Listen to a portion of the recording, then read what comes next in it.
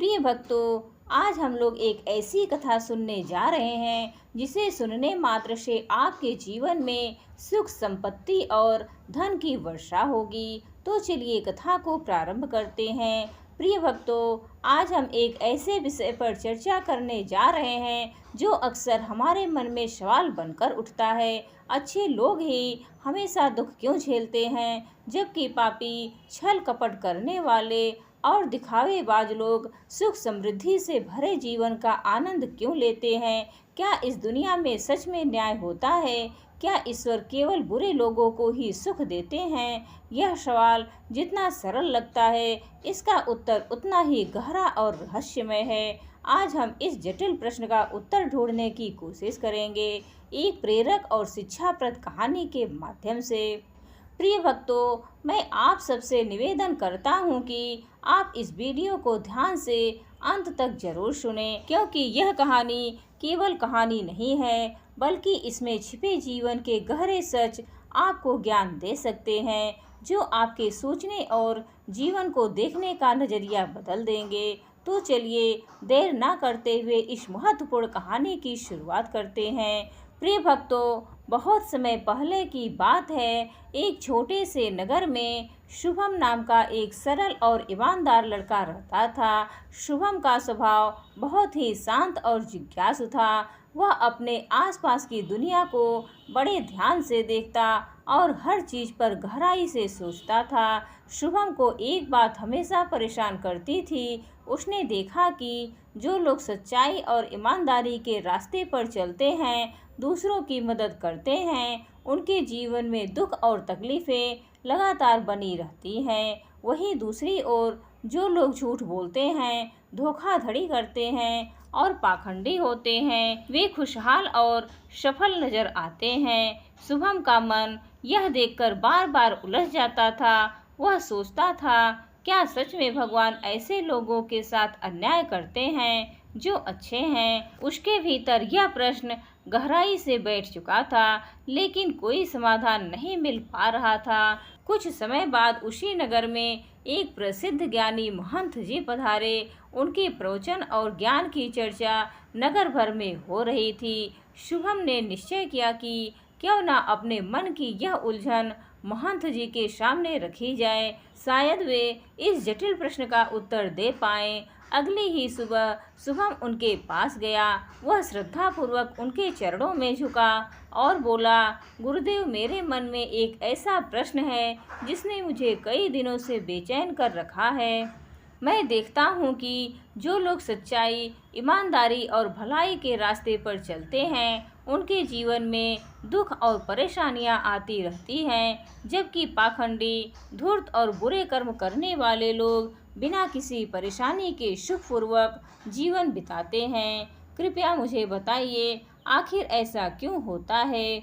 महंत जी ने उसकी बात को बड़े ध्यान से सुना। फिर वे मुस्कुराए और बोले, बेटा, यह संसार उतना सरल नहीं है जितना बाहर से दिखाई देता है। यह जगत एक जटिल बनावट की तरह है। अगर तुम इसे समझने की कोशिश करोगे तो यह और भी उलझता चला जाएगा। लेकिन हाँ, मैं तुम्हें एक ऐसी कथा सुनाता हूँ जो शायद तुम्हारे इस सवाल का उत्तर दे दे। बहुत समय पहले की बात है। एक नगर में एक विधवा स्त्री रहती थी। उसकी 3 छोटी छोटी बेटियां थी। उसका पति कई वर्ष पहले ही स्वर्ग सिधार गया था और परिवार की सारी जिम्मेदारी अब उसी के कंधों पर थी। वह स्त्री बेहद परेशान थी। उसके पास कोई सहारा नहीं था। वह दिन रात चिंता में डूबी रहती थी कि अपने बच्चों का पालन पोषण कैसे करे। वह न तो उन्हें अकेला छोड़कर कहीं काम पर जा सकती थी और न ही समाज से उसे कोई सहानुभूति मिलती थी। ऊपर से समाज के ताने और लोगों की बातें उसके जीवन को और भी कठिन बना देती थी। वह अपने दुखों को सहते सहते धीरे धीरे बीमार पड़ने लगी। बच्चियों का भविष्य उसकी सबसे बड़ी चिंता बन चुकी थी। धीरे धीरे उसकी हालत इतनी बिगड़ गई कि उसका अंतिम समय निकट आ गया। उसकी मृत्यु का समय आते ही यमराज ने अपने दूत चित्रगुप्त को भेजा कि वे जाकर उसके प्राण ले आए। चित्रगुप्त जब वहां पहुंचे तो उन्होंने देखा कि वह स्त्री बिस्तर पर लेटी हुई थी और उसकी 3 मासूम बेटियां उसकी गोद में सिर रखकर रो रही थी। उन बच्चियों की हालत देखकर चित्रगुप्त का हृदय पिघल गया। वे सोचने लगे, अगर मैं इस माँ के प्राण अभी ले लूंगा तो इन मासूम बच्चियों का क्या होगा? कौन इनका सहारा बनेगा? यह निर्दयी और स्वार्थी दुनिया इनकी मदद कभी नहीं करेगी। कुछ देर विचार करने के बाद चित्रगुप्त ने फैसला किया कि वे उस स्त्री के प्राण लिए बिना ही यमलोक लौट जाएंगे। जब चित्रगुप्त यमलोक पहुंचे, यमराज ने उनसे पूछा, तुम खाली हाथ क्यों लौट आए? क्या तुम उस स्त्री के प्राण लेने नहीं गए थे?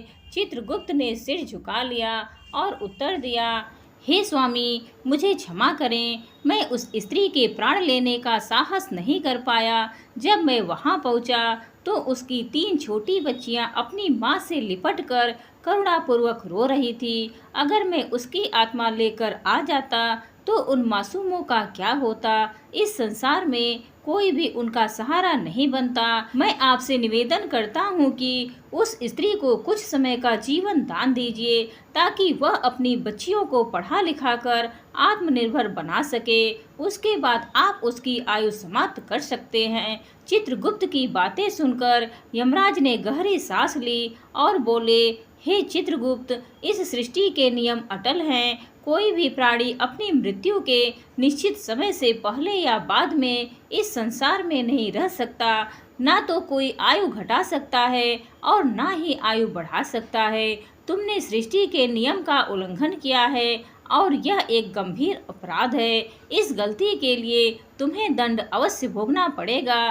चित्रगुप्त यह सुनकर हाथ जोड़कर विनम्रता से यमराज से बोले, हे प्रभु, मेरे द्वारा किए गए अपराध के लिए क्षमा करें। कृपया मुझे बताइए, मेरा उद्धार कब और किस प्रकार होगा? यमराज ने गंभीर स्वर में उत्तर दिया, तुम्हें अब मनुष्य रूप में पृथ्वी पर जन्म लेना होगा और वहां जाकर अपने इस अपराध का प्रायश्चित करना होगा। जब तुम धरती पर 3 बार अपनी मूर्खता पर खिलखिलाकर हंस लोगे, तभी तुम्हारा उद्धार संभव होगा।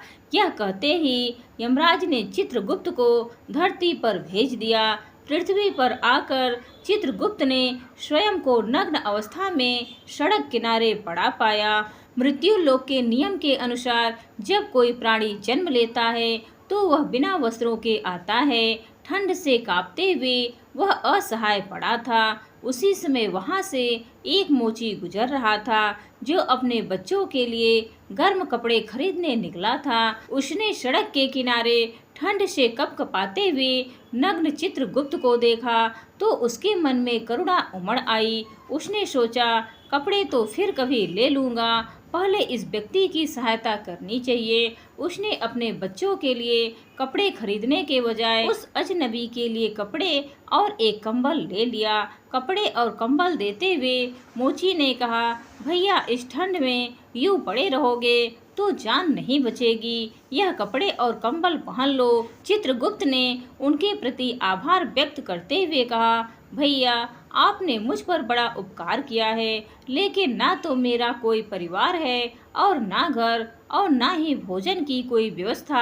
अब मैं कहाँ जाऊँ? मोची ने सहजता से कहा, यदि ऐसा है तो मेरे साथ चलो, मैं तुम्हारे खाने पीने और काम की व्यवस्था कर दूंगा। मोची चित्रगुप्त को अपने घर ले गया, लेकिन जैसे ही घर पहुंचा, उसकी पत्नी ने देखा कि वह बच्चों के लिए कपड़े लाने के बजाय किसी अजनबी को घर ले आया है। यह देखकर वह आग बबूला हो गई और गुस्से से चिल्लाने लगी, तुम बच्चों के लिए कपड़े लेने गए थे और एक अनजान आदमी को घर ले आए हो।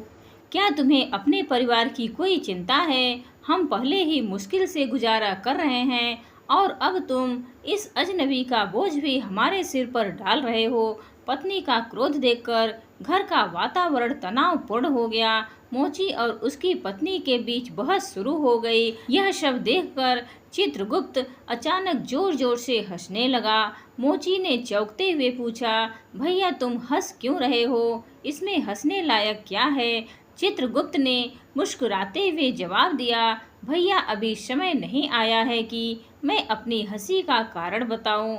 उचित समय आने पर मैं तुम्हें सब कुछ बता दूंगा।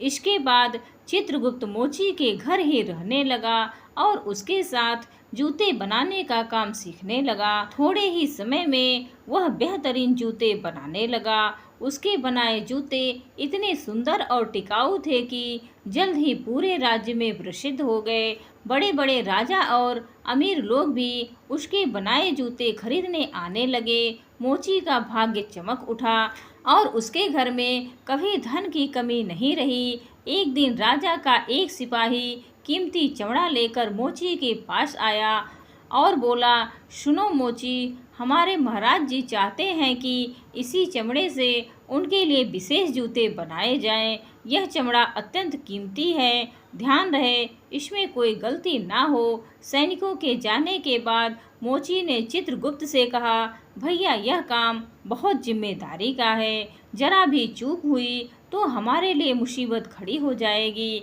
इस चमड़े से केवल जूते ही बनाना, अगर गलती से भी चप्पल बना दी तो राजा हमें कठोर दंड देंगे।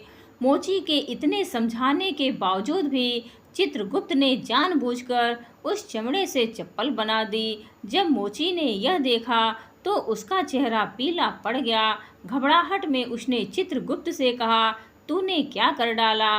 मैंने तुझसे बार बार कहा था कि जूते बनाने हैं, लेकिन तूने चप्पल बना दी। अब राजा हमें दंड देंगे और हमारा पूरा परिवार संकट में पड़ जाएगा। मोची का भय और क्रोध देखकर चित्रगुप्त फिर से जोर जोर से हंसने लगा।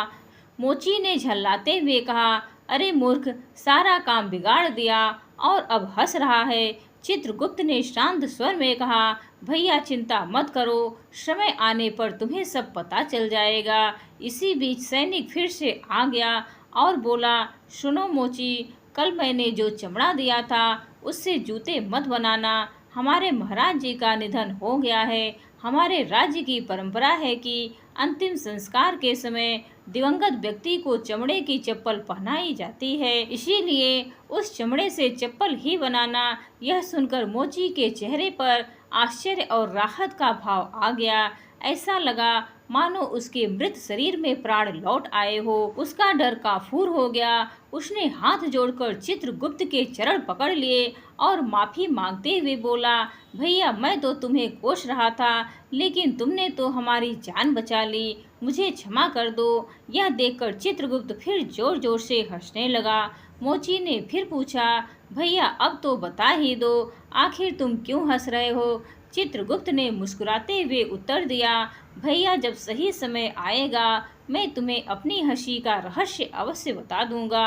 अगले दिन मोची की दुकान पर 3 लड़कियां एक बुढ़िया के साथ आई। वे तीनों अपनी शादी के लिए जूते का नाप देने आई थी। चित्रगुप्त ने लड़कियों को देखते ही पहचान लिया। उन्होंने मन ही मन सोचा कि यह वही बालिकाएं हैं जिनकी मां के प्राण लेने से मैंने उस समय मना कर दिया था और इसी वजह से मुझे सजा भुगतनी पड़ी थी। पर अब यह सभी बड़ी हो चुकी हैं, सुंदर और अच्छे परिवार की लगती हैं। तभी चित्रगुप्त ने उस बुढ़िया से पूछा, माता जी यह तीनों कन्याएं कौन हैं? बुढ़िया बोली, बेटा इनकी माँ का देहांत इनकी छोटी उम्र में ही हो गया था। वह बिल्कुल बेसहारा थी, तब मैंने इन्हें अपने पास रख लिया। मेरे पास अपार संपत्ति है, लेकिन दुर्भाग्य से मेरा कोई अपना नहीं है, इसीलिए मैंने इन्हें पढ़ाया लिखाया और अब इनका विवाह प्रतिष्ठित परिवारों में करने जा रही हूँ।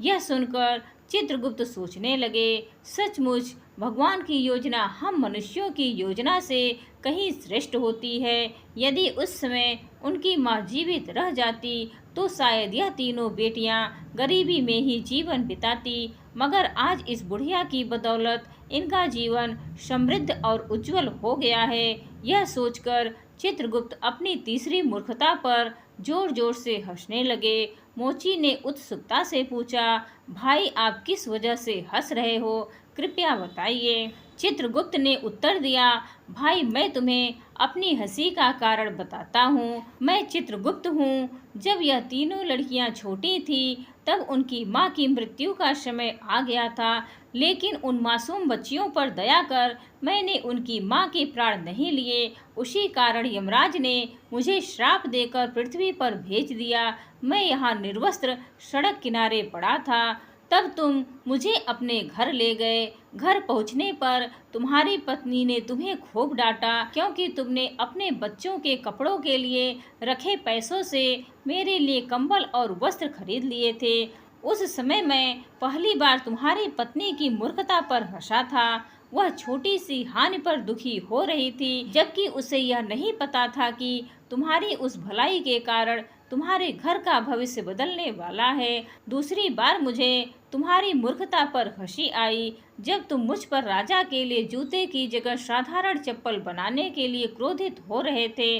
तुम्हारा ध्यान केवल राजा के जूतों पर था, जबकि पूरे नगर में यह समाचार फैल चुका था कि राजा की मृत्यु हो चुकी है। तुम केवल वर्तमान घटना देख रहे थे, लेकिन भविष्य की सच्चाई से अनजान थे। सच यही है कि हम केवल वही देखते हैं जो हमारे सामने घटता है, लेकिन परमात्मा उन घटनाओं को जानते हैं जो भविष्य में हमारे लिए लिखी होती है। कभी कभी ईश्वर हमारी जिंदगी में ऐसी घटनाएं करते हैं जो प्रथम दृष्टि में बुरी लगती है, लेकिन उनका परिणाम हमारे लिए हितकारी होता है। मनुष्य अक्सर तत्काल बुराई देखकर परमात्मा को दोष देता है, लेकिन हम उस भलाई को नहीं देख पाते जो समय के साथ हमारे जीवन में प्रकट होती है। कई बार हमारे साथ जो अच्छा लगता है उसका परिणाम भविष्य में बुरा हो सकता है। इसीलिए हर घटना में अच्छा और बुरा दोनों पहलू होते हैं। हमें हर परिस्थिति को ईश्वर की इच्छा मानकर स्वीकार करना चाहिए। प्रिय भक्तों, अब मैं आपको बताना चाहती हूँ कि अच्छे लोग क्यों अधिक कष्ट सहते हैं। दरअसल जब किसी अच्छे इंसान के जीवन में दुख आता है तो वह ईश्वर की शरण में जाता है और उसका आध्यात्मिक उत्थान होता है। वह भक्ति और साधना में लीन होकर अपने कर्मों के दोष मिटाता है। ईश्वर की भक्ति ही मोक्ष का मार्ग है और केवल पुण्यात्मा ही बार बार इस मार्ग की ओर प्रेरित किए जाते हैं। प्रिय भक्तों, इस कहानी से आपने क्या सीखा, कृपया हमें कमेंट करके ज़रूर बताएं। प्रिय भक्तों, उम्मीद है आज की यह कहानी आप सभी को पसंद आई होगी। हर हर महादेव।